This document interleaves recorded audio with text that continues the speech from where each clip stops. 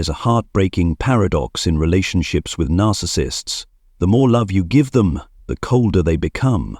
But when you finally let go, when your silence replaces your pleas and your peace replaces their chaos, that's when they suddenly come back.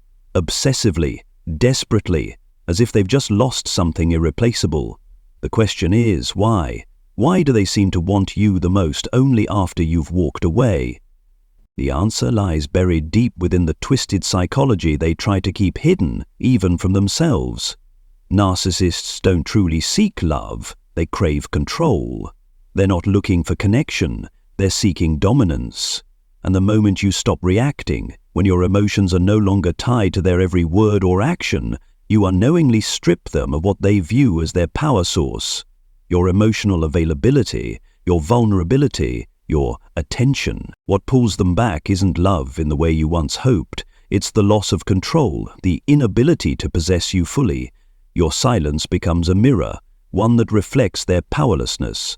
And for a narcissist, that's more terrifying than hatred itself. They know how to fight with anger, but they cannot defeat indifference.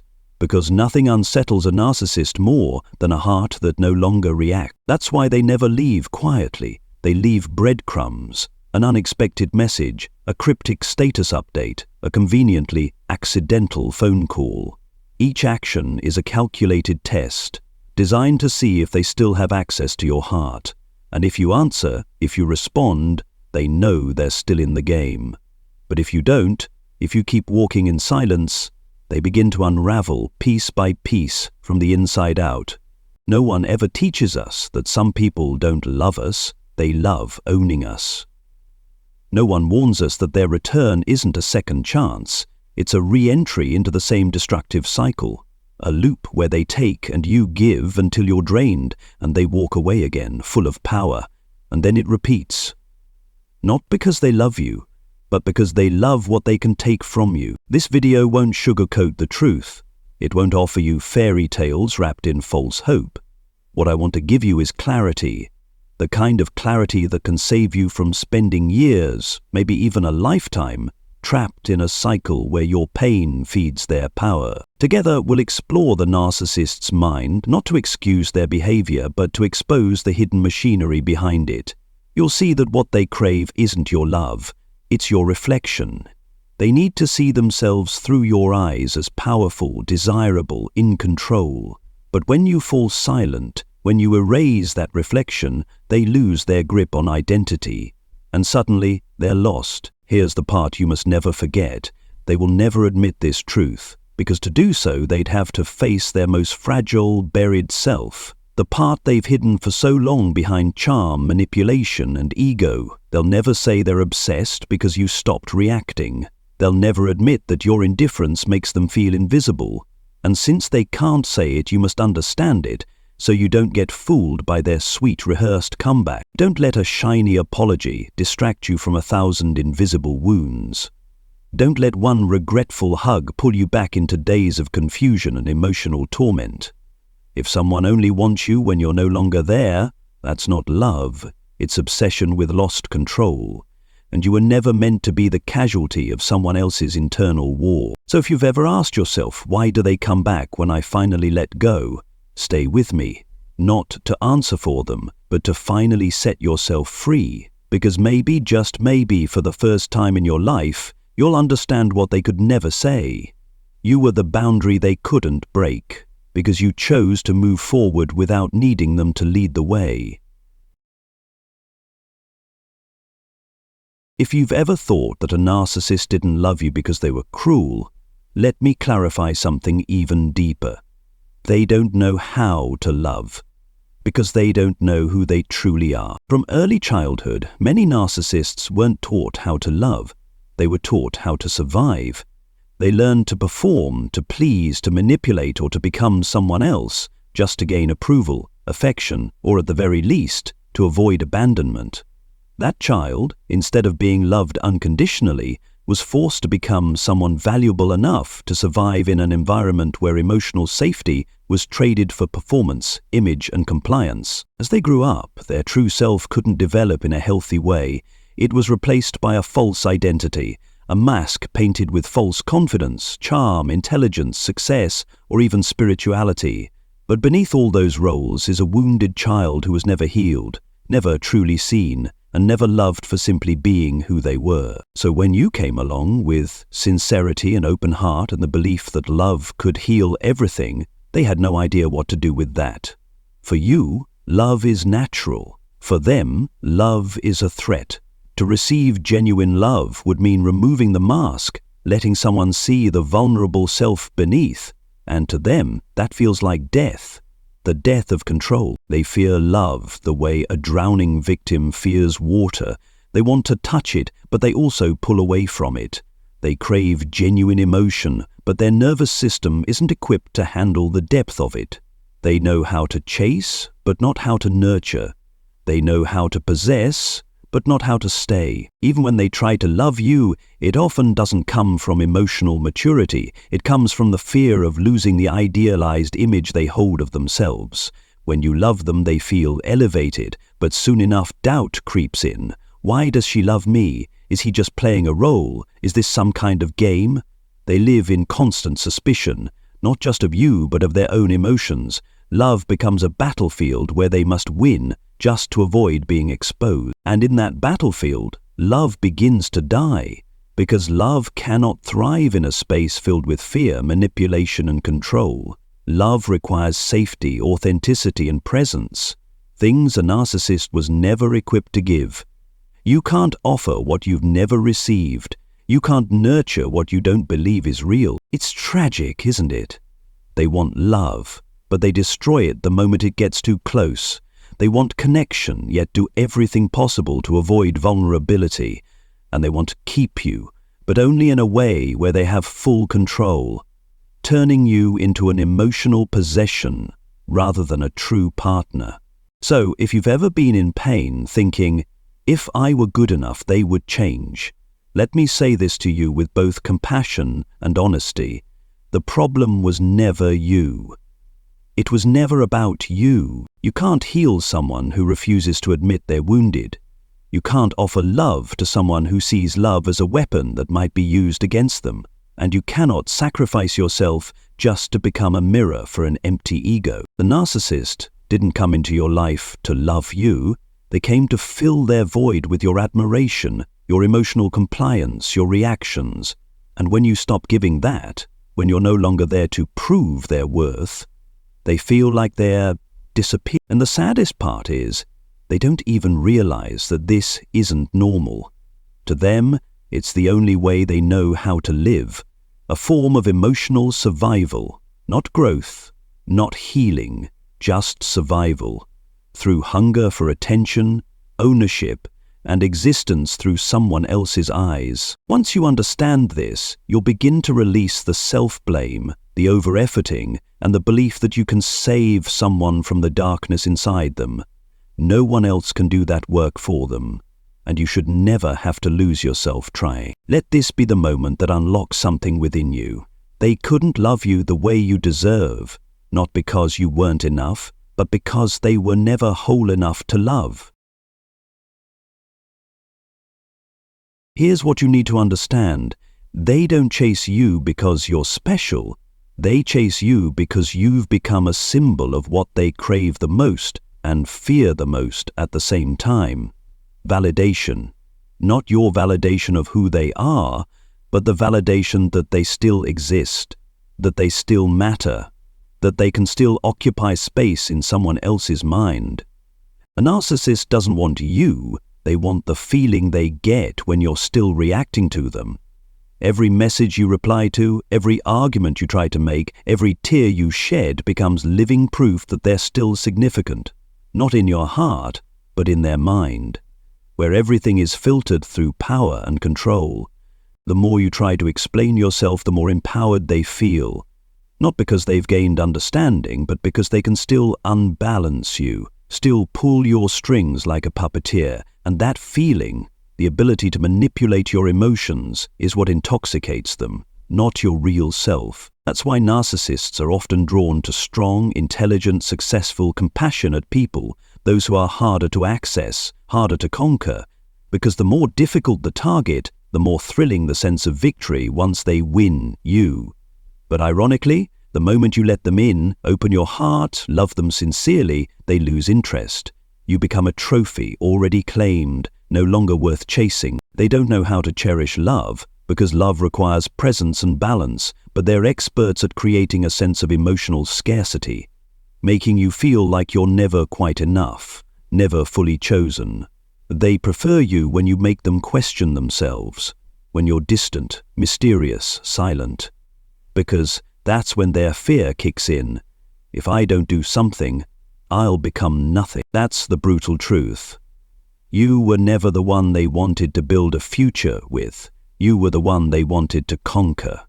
And what they truly long for is not love, but the feeling of being above you, of having emotional power over you. When you become indifferent, when you no longer react, they don't just lose a person, they lose their mirror, the reflection that upholds their fragile self-worth. In that moment, they fall into internal chaos. They don't know who they are without someone to control, to test, to use as proof of their own relevance. You may have thought they chased you because you were special, but the painful truth is you only became special when you stopped caring. The moment you walked away, didn't look back, didn't text, didn't explain, you became an anomaly in their world, something they could no longer control, and that's what they can't tolerate. For normal people, love is about presence. For narcissists, love is about reflection. They love the feeling of being admired, of being at the center. They love that you hurt over them more than they ever loved you, and when you stop hurting, they lose their place. This is why your silence isn't just a reaction, it's a declaration of war. You no longer need them to define who you are. You're no longer chasing after them to prove your worth. You've stepped off the stage of the script they wrote, and that means you're no longer their supply. And you know what happens when the supply runs out? They unravel. They'll do anything to come back, not to love you, but to restore their image in your eyes. They'll apologize, they'll cry, they'll claim they finally realized everything, but deep down, it's not you they're after. It's the feeling of being important again. Once you understand this, you stop falling for the trap. You no longer wonder, maybe this time they really mean it, or what if they've truly changed? You finally see that if someone only wants you when you no longer need them, they never truly wanted you to begin with. They needed you as a mirror, not as a partner. In the world of a narcissist, nothing is more brutal than being ignored. Not because they love you so deeply that your absence becomes unbearable, but because your indifference forces them to face a truth they've spent their entire lives avoiding. They are no longer in control. To them, your presence was never about connection, it was about utility. And when that utility stops responding, stops serving its purpose of affirming their ego, their entire psychological defense system begins to crack. The truth is, narcissists don't need love. They need attention. It doesn't matter if you're loving them or hating them. As long as you're reacting, they still exist in your world. From that perspective, every accusation, every tear, even your rage, becomes proof that they're still the center of your emotional universe. On the other hand, your silence, whether peaceful or resigned, is the clearest sign that they've lost their grip. That's why your indifference isn't just a boundary, it's a full-blown rejection. You're not just withholding love, you're withholding the reflection of the identity they've carefully constructed. You're no longer playing the role of the emotionally affected. You're no longer participating in the emotional game they control. And because of that, you become a threat, not because you've done harm, but because you've escaped their orbit of influence. From there, a pattern of behaviors often follows. They might suddenly reach out again, sending innocent messages or posting cryptic things on social media. Their goal isn't to rekindle the relationship, it's to test the waters. Are you still responsive? If you reply, even coldly, they exhale in relief. That means they still hold some power. But if you remain silent, they don't just feel rejected, they feel like they're vanishing. This isn't just a bruise to their ego, it's a collapse of the very identity structure they've built. You see, a narcissist's sense of self isn't built from the inside out, It's built entirely on external reactions.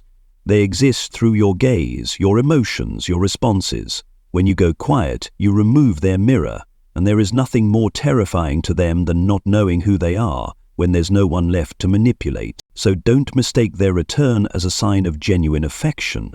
Sometimes it's nothing more than a panic response. They come back not to make things right, but to test whether they still orbit your emotions. It's a silent exam. Do I still matter? Can I still make you react? And if the answer is yes, they'll restart the cycle. If it's no, they may spiral into rage, chaos, or redirect their focus towards someone easier to control. From the outside, this may confuse you. Why do they reappear after so long? Why do they show interest just as you've started to find peace? But once you understand the psychological mechanism behind their actions, you'll see it's not destiny bringing them back. It's manipulation, running its programmed course. This is why indifference, something often mistaken as weakness, is actually an incredibly refined form of strength. It doesn't scream, it doesn't argue, it doesn't try to prove anything. Indifference is simply the declaration that you are no longer willing to play a role in their old script. You don't need to respond because your silence already says, I no longer belong to your world. When you can stay calm through both sweet temptations and toxic provocations, you reclaim emotional sovereignty. You are no longer pulled into power games. You begin to live, not to react, but to choose. And that choice, in itself, ends the manipulation cycle. The truth is this: narcissists don't fear your hatred, they fear your indifference.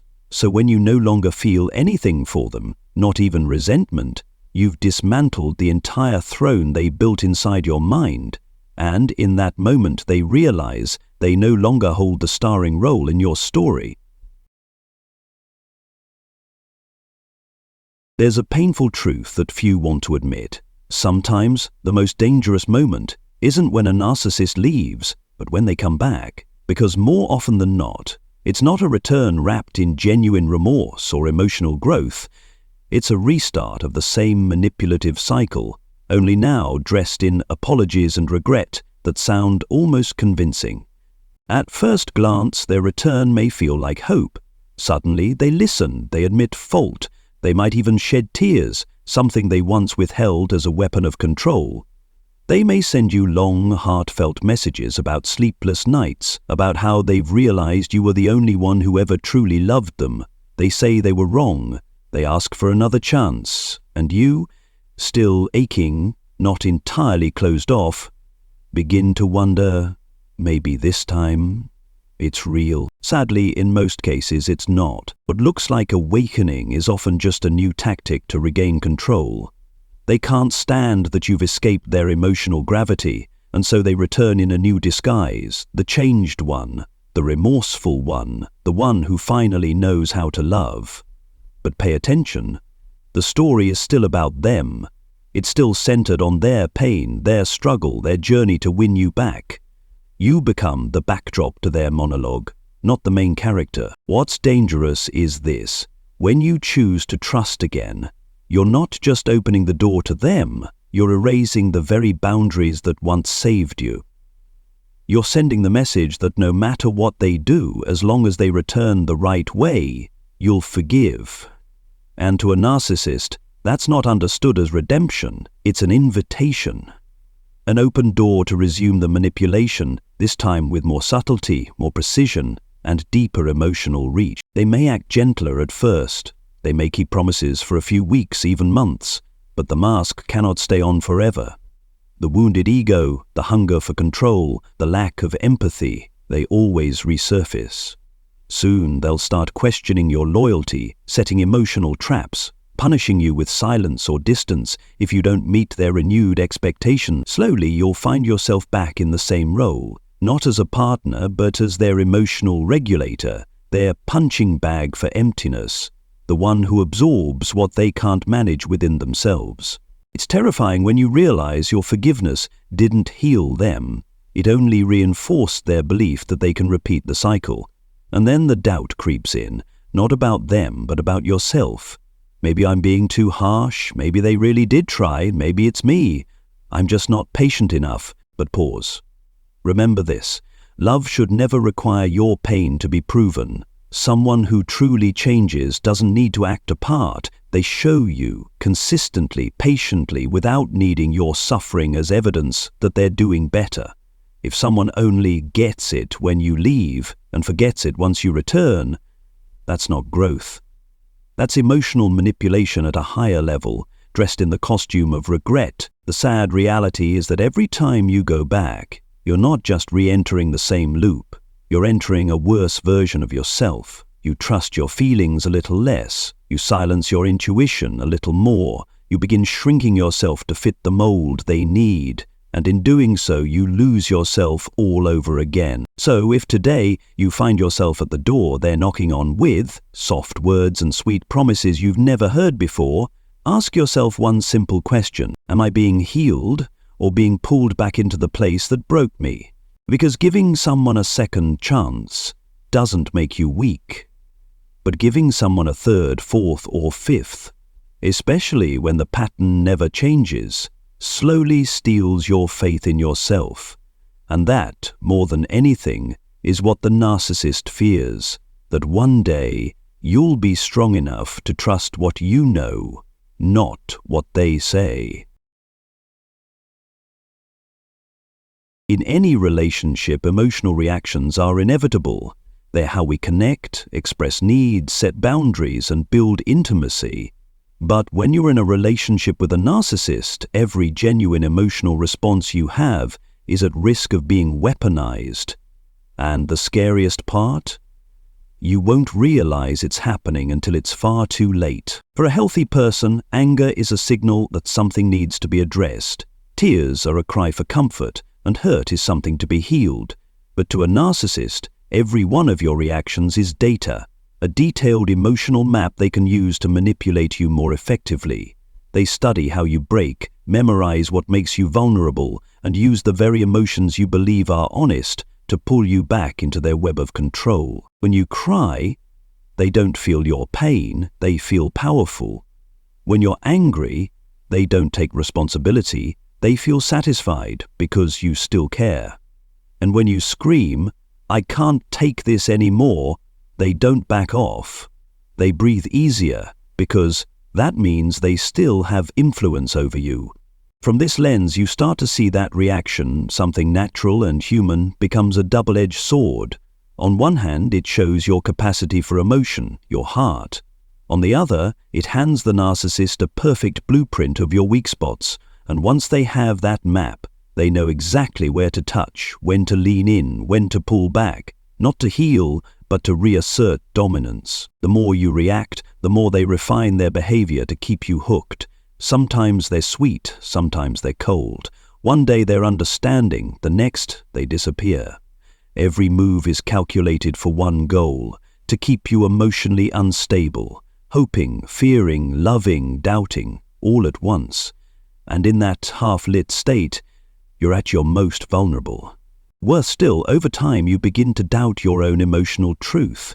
You'll ask yourself, am I overreacting? Am I too sensitive? Maybe if I had just stayed quiet, this wouldn't have escalated.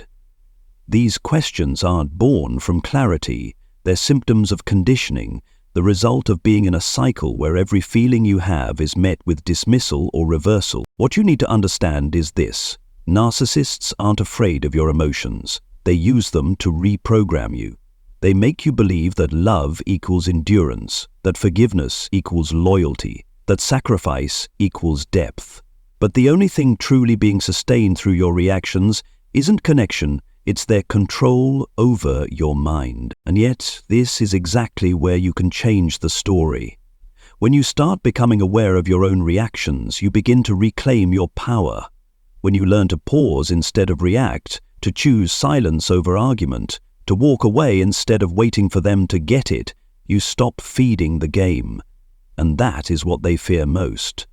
A version of you that can no longer be emotionally manipulated. More importantly, emotional regulation doesn't mean you become cold or unfeeling. On the contrary, it means placing your emotions somewhere safe, where they can no longer be exploited, twisted, or turned against you. It means becoming not the victim of your reactions, but the conscious steward of them. From this point forward, when emotions rise, ask yourself, will this lead me to freedom or drag me back into their control? And if the answer is the latter, choose silence, not as punishment, but as protection. Remember, not every battle is worth your energy, especially when your opponent isn't fighting to understand, but only to win. And one day you'll see it clearly. Reaction is human, but conscious reaction is power. And when you wield that power, you don't just free yourself from the narcissist. You break the cycle that's been repeating inside you for far too long. Throughout this journey, you may have felt the strange contradictions of the narcissist. One moment they love you with wild intensity, and the next they're cold as a stranger. When you walk away, they chase you relentlessly, but once you return, they vanish without a trace. And like an endless loop, you find yourself asking, what do they really want? But the more important question is, why do they never tell the truth? The answer, painful but clear, is this. If they told the truth, their entire ego would collapse. Narcissists live in a world they created, a simulated reality where they are the center, the victor, the one who is never wrong, never weak. And to preserve that world, they must reject anything that reveals their fear, their need for love, or their inner wounds. If they admitted they were obsessed with you because you stopped reacting, it would mean acknowledging that you have power. If they confessed that your silence drove them mad, it would reveal they're not as strong as they pretend. And if they told you they came back not out of love, but because they couldn't bear being forgotten, their carefully built ego would crumble in an instant. To them, that would be worse than rejection. It would be exposure. It would mean facing the broken part of themselves they buried in childhood, the part that learned to hide fear behind manipulation, to walk tall while their soul quietly fractured. That's why they choose performance over honesty. It's safer, and the more painful the truth, the more deeply they bury it. They'll never say that you made them feel inadequate. They'll never admit that they envy your emotional freedom. They'll never tell you they resent you for representing everything they can never have: authenticity, compassion, and the ability to love without needing control. Instead, they blame, they twist the story. They'll say, you're too sensitive, too demanding, too weak. They'll rewrite the narrative, casting themselves as the wounded one, the misunderstood victim, the giver who got nothing in return. Because if they control the story, they still control you. And the hardest part? Sometimes you want to believe them. You want to believe their return means sincerity, that they've truly changed, that deep down there's a heart learning how to love. But you need to remember this: change never hides behind vagueness. A person who is learning to love will face their own shadows. They'll admit they were wrong, and they won't need control to feel safe. On the contrary, if they never explain, if things are always unclear, if their return is wrapped in promises without matching actions, then it's not healing. It's a reset of their manipulation system. The irony is, you gave them so many chances to be real, but they never chose truth. Not because they didn't have the chance, but because they weren't willing to sacrifice their ego for something genuine. For them, maintaining the illusion of strength was more important than keeping you. Playing the role was more important than real connection. And above all, controlling your emotions was more important than understanding their own. That's why you don't need a confession, you don't need their words to validate what you already know, because the truth is crystal clear. If they only want you when you turn away, they never truly wanted you. They wanted your role in their game. And when you stop playing that role, they don't know what to do, except replace you or return to see if you're still easy to manipulate. But this time, you're awake. You don't need their voice to know who's moving forward and who's still trapped in a script they've never had the courage to leave behind. When you begin to go silent, or you stop reacting and reclaim emotional control from the narcissist, something strange happens. They start to feel restless, anxious, and eventually obsessed. But it's not an obsession with love, it's an obsession with lost power. and yet they will never admit that directly. Instead, they express it through a series of roundabout, indirect, and often very subtle behaviors. One of the first signs is the coincidental reappearance. They may not reach out directly, but suddenly they begin liking old posts on your social media, accidentally viewing your story after months of disappearance, or leaving behind small traces, a random emoji, a cryptic initial, a vague gesture meant to confuse you. This isn't a joke, it's a tactic. They're testing the waters. They want to see if you still notice them, if the door is still slightly open. Because if you react, even with mild confusion or a subtle mention, it confirms that they still hold a place in your mind. Next, they may start approaching indirectly, through friends, social circles, or side channels. They ask about you through mutual contacts, send greetings via acquaintances, or post emotionally charged, dramatic status updates, not just for anyone to see, but especially for you to see. They won't say your name, but every word feels targeted, like a silent message that both challenges and begs for your attention. Another signature behavior is the success rebrand. They begin to show off, crafting a new image of themselves, busier, more attractive, happier. It's all tailored for one outcome: to make you feel like you're missing out, to plant the seed of doubt. Did I walk away from something valuable? But the truth is, if they were truly happy, they wouldn't need to showcase it to you. This isn't healing, it's panic in disguise. And when these indirect tactics don't yield results, they may return more directly with a sudden text, a nostalgic call, or even a surprise appearance, as if nothing ever happened. But don't be fooled. The purpose isn't reconnection, it's inspection. They want to know, have you really closed the door, or is there still a crack they can squeeze through? When they realize you're not as easily shaken, when your calm becomes a mirror reflecting their failed attempts at control, they begin to lash out. The subtlety fades.